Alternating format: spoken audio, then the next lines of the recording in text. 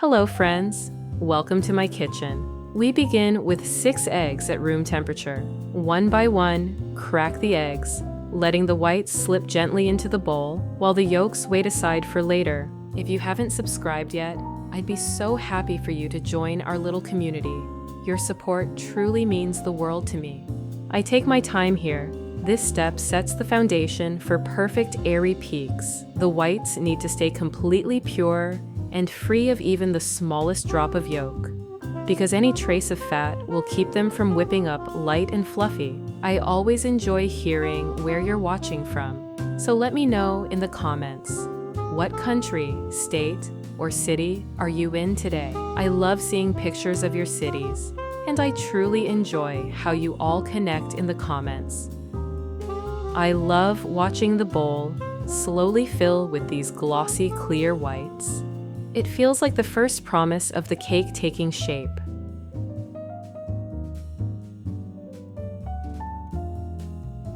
Next, take your hand mixer and start beating the egg whites on low speed, letting the whites loosen and become slightly frothy before increasing to medium. This gentle start helps build a stable foam. Once the bubbles turn fine and even, I slowly begin to add the sugar 2 cups, or 360 grams in total. I sprinkle it in from the bowl, just a little at a time, letting each portion dissolve before adding the next.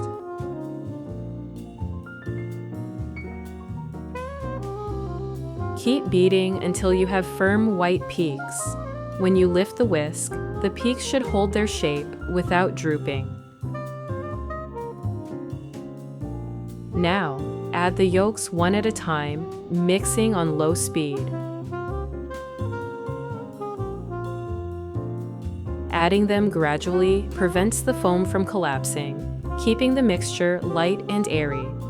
If you have any questions about the recipe or need any tips, feel free to drop them in the comments. I'm always happy to help.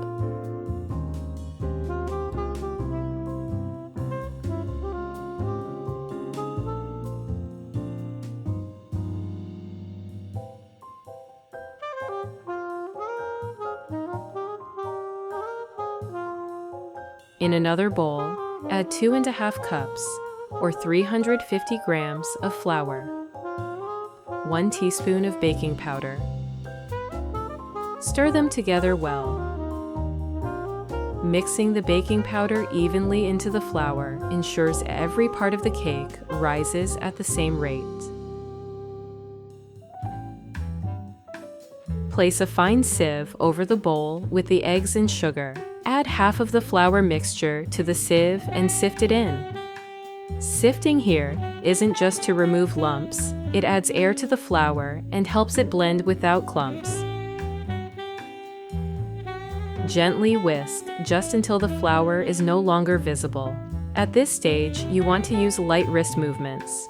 Don't press the whisk down hard or stir too fast, or you'll lose the air we've created. Now pour in half of 3/4 cup, or 180 milliliters of warm coconut milk. Whisk again gently, just until smooth.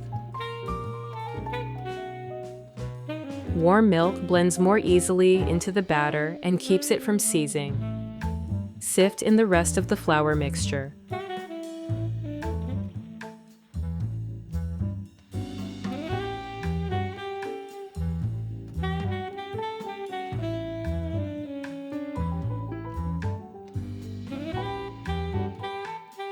Once it's all in, take your whisk and slowly blend it into the batter, just until the flour disappears.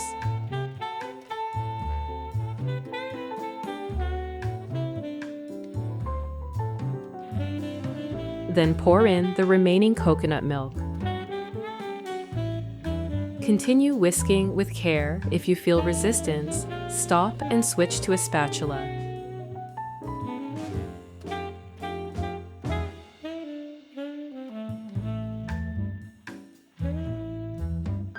With the spatula, fold from the bottom up in smooth, gentle motions, turning the bowl as you go. Folding instead of stirring helps maintain the batter's light texture.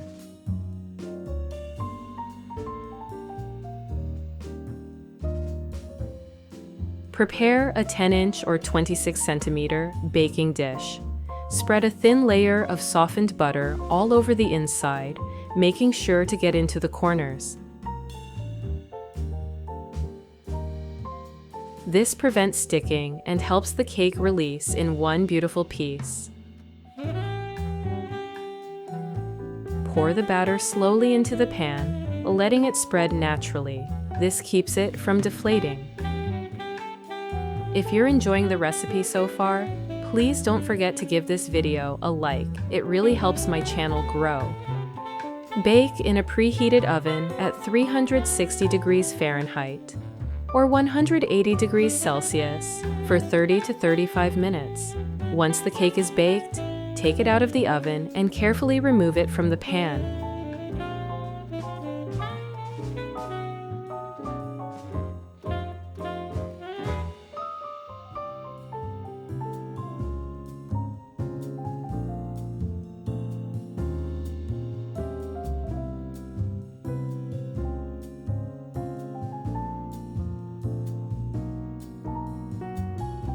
While it's still warm, use a fork to gently poke small holes all over the surface. Space them out so the soak can reach every bite.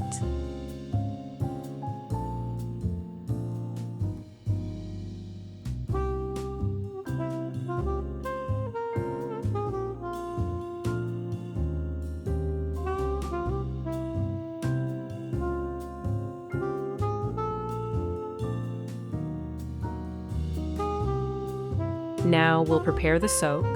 In a bowl, whisk together 14 ounces, or about 400 milliliters of sweetened condensed milk, 3/4 of a cup, or 180 milliliters of coconut milk, and 1 cup, or 250 milliliters of regular milk. Whisk until smooth. If the milks are all at room temperature, they blend more easily.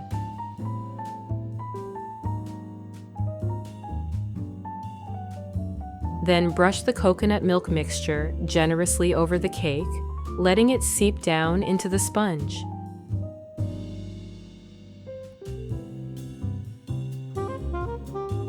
Finally, sprinkle the top evenly with 1 cup, or 80 to 100 grams, of finely shredded, unsweetened coconut.